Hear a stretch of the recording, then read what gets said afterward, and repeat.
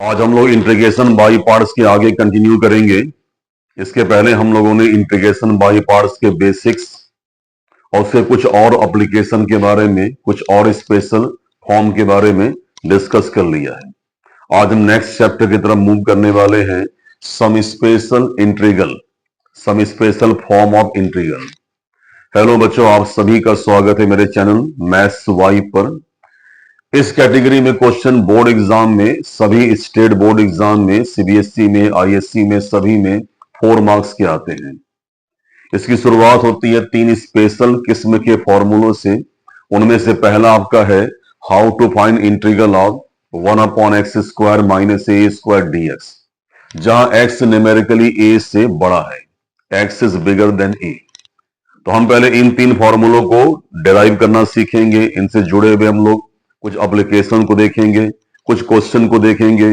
Board exam में इन फॉर्मूलों से जुड़े हुए क्वेश्चन 2 मार्क्स के आते हैं, एक शॉर्ट आंसर क्वेश्चन में आते हैं। तो आइए डिस्कस करते हैं। उन तीनों में पहला फॉर्मूला आपका है इंटीग्रेशन 1/x² - a²। अगर आप इसके बॉटम को देखेंगे तो ये 2 फैक्टर में फैक्टराइजेबल है, ठीक है। तो हम इसे a² - b² के फॉर्म में फैक्टराइज करेंगे तो ये x + a × x - a dx हो गया, ठीक है। मैं दोबारा फिर से आपको रिमाइंड कर रहा हूं, x is bigger than a, ठीक है, हर हाल में, ठीक है, ठीक है। इसके बाद हम इसके न्यूमरेटर में 2a से मल्टीप्लाई करेंगे और इंटीग्रल के बाहर आकर के 1/2a से मल्टीप्लाई कर लेंगे या 2a से डिवाइड कर देंगे, जिससे हमारा मल्टीप्लिकेशन का प्रोसेस कॉम्पनसेट हो सके। तो हम ये इसी स्टेप में आगे चलते हैं। तो हम यहाँ 2a से मल्टीप्लाई करेंगे न्यूमरेटर में और 1/2a से मल्टीप्लाई करेंगे, ठीक है, out of process, out of integral sign. और डिनोमिनेटर में x + a × x - a as it is continue करेगा। हमारे मल्टीप्लिकेशन की वजह से जो न्यूमरेटर में 2a दिखाई पड़ा है, हम इसको 2 हिस्से में डिस्ट्रीब्यूट करेंगे, a + a, ठीक है, ठीक है, दैट इज द 2a, ठीक है। प्रॉब्लम ये हो रही है कि हमें कोई वेरिएबल ऊपर नहीं मिल रहा है, हमें वेरिएबल x ऊपर में हर हाल में, ठीक है, विजुअलाइज करना है, दिखाना है। तो x को ऊपर दिखाने के लिए हम, ठीक है, यहां पर x ऐड करेंगे और कॉम्पनसेट करने के लिए, ठीक है, हम x सब्ट्रैक्ट भी करेंगे, ठीक है। इतना ठीक है। इसके बाद, ठीक है, हम शुरुआत के 2 टर्म को एक ब्रैकेट में बंद करेंगे और थर्ड और फोर्थ टर्म को जब एक ब्रैकेट में क्लोज करने जाएंगे तो ब्रैकेट के पहले इस माइनस साइन के इंपैक्ट की वजह से इस ब्रैकेट के अंदर के टर्म्स के साइन रिवर्स हो जाएंगे, ये हम सभी जानते हैं। तो +a का साइन नेगेटिव a हो जाएगा, ठीक है। यानी हमने 2a से मल्टीप्लाई करके और x ऐड करके और x सब्ट्रैक्ट करके हमने न्यूमरेटर में 2 ऐसे फैक्टर्स दिखा दिए जो नीचे दिए गए फैक्टर से मैच करते हैं। पहला कौन है, x + a या a + x, और दूसरा कौन है, हूबहू x - a, ठीक है। और हम इस न्यूमरेटर के इस हिस्से को पहला पार्ट माने और ये सेकंड पार्ट माने, ठीक है।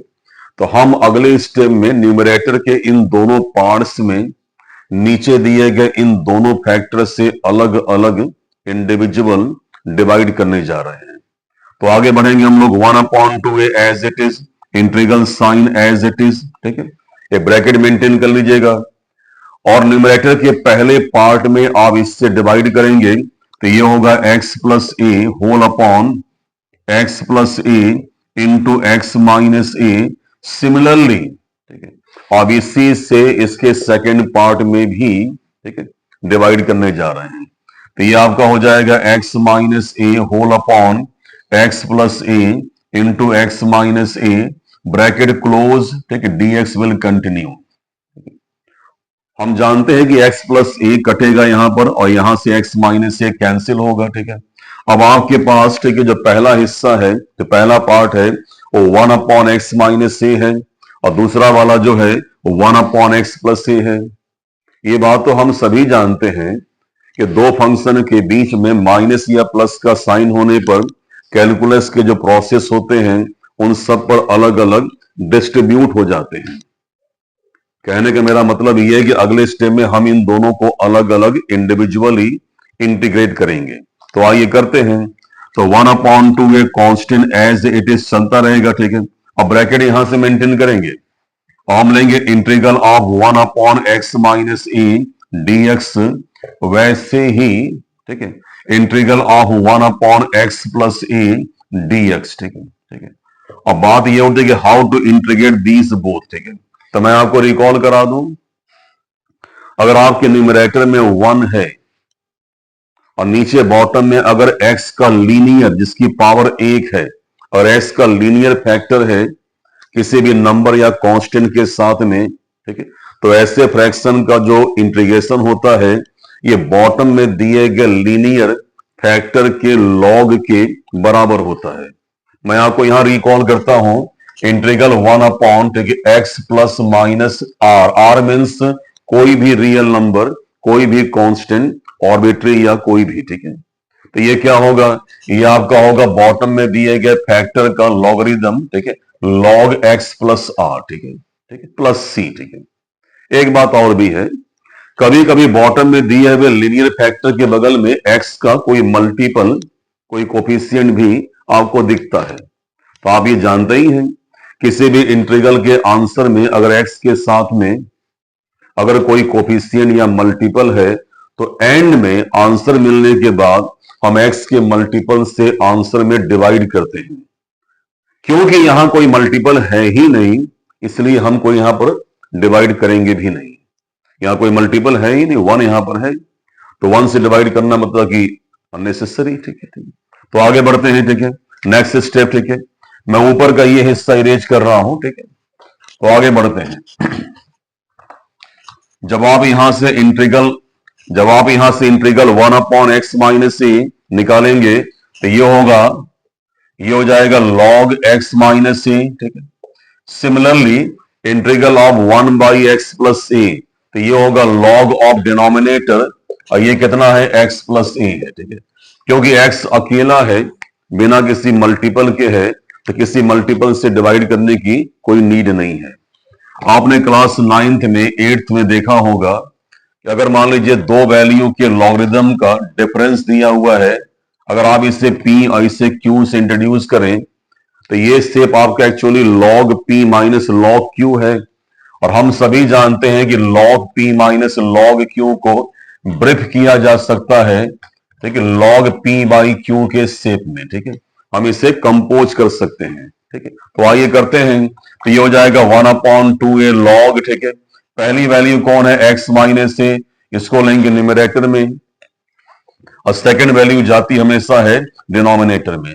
क्योंकि आपने पहले से ये मेंशन किया हुआ है कि x is bigger than a, इसलिए आपको मॉड लगाने की कोई नीड यहां नहीं है, ठीक है, ठीक है। क्योंकि x जब a से बड़ा होगा तो ये वैल्यू कभी नेगेटिव होगी ही नहीं। अगर आप ये बात मेंशन नहीं करेंगे तो आपको मॉड लगाना होगा प्रिकॉशन के तौर पर। अगर मान लो आपने ये मेंशन नहीं किया और ये वैल्यू जब नेगेटिव आएगी तो ये पूरी एंटायर वैल्यू नेगेटिव हो जाएगी। और आप जानते हैं कि नेगेटिव वैल्यू का लॉगरिदम, ठीक है, या जीरो का लॉगरिदम, ठीक है, ये हमेशा अनडिफाइन होता है, ये सेंसलेस है, कोई इसकी मीनिंग नहीं होती है, कोई इसका मतलब नहीं होता है, ठीक है। तो हर हाल में हमें इसका साइन प्लस में ही मेंटेन रखना है, ठीक है। अगर आपने मॉड लगाया है तो ये कहने की जरूरत नहीं है, अगर ये है तो मॉड की कोई फॉर्मेलिटी मेंटेन नहीं करनी है। तो ये उन तीनों में से पहला फॉर्मूला है, ठीक है। इसी का एक और फॉर्मूला होता है integration 1/a² minus x square, ठीक है। यहां पर a बिगर है x से, ठीक है, ठीक है। तो ये क्या होगा, सिमिलरली 1/2 log, ठीक है, ठीक है, ठीक है। आप लेंगे a plus X whole upon a minus X, ठीक है। जहां जहां पर बॉटम में नेगेटिव साइन आएगा उन सभी का इंटीग्रल लॉगरिदमिक होगा। बाद में एक फ्रैक्शन दिया होगा और उस फ्रैक्शन में बॉटम और टॉप में दिए हुए वैल्यूज एक दूसरे के कॉन्जुगेट होते हैं, ठीक है। तो ये ध्यान रखिएगा। इसी सीरीज का तीसरा और अंतिम फॉर्मूला होता है integral 1/a² plus x square, ठीक है। जब भी बॉटम में आपको ऐसे दो वैल्यूज में जहां एक वेरिएबल का स्क्वायर हो और एक रियल नंबर का स्क्वायर हो और प्लस साइन मिलेगा तो उसका आंसर हमेशा टेनामेट्रिकल होगा, इनवर्स टेन के फॉर्म में आएगा।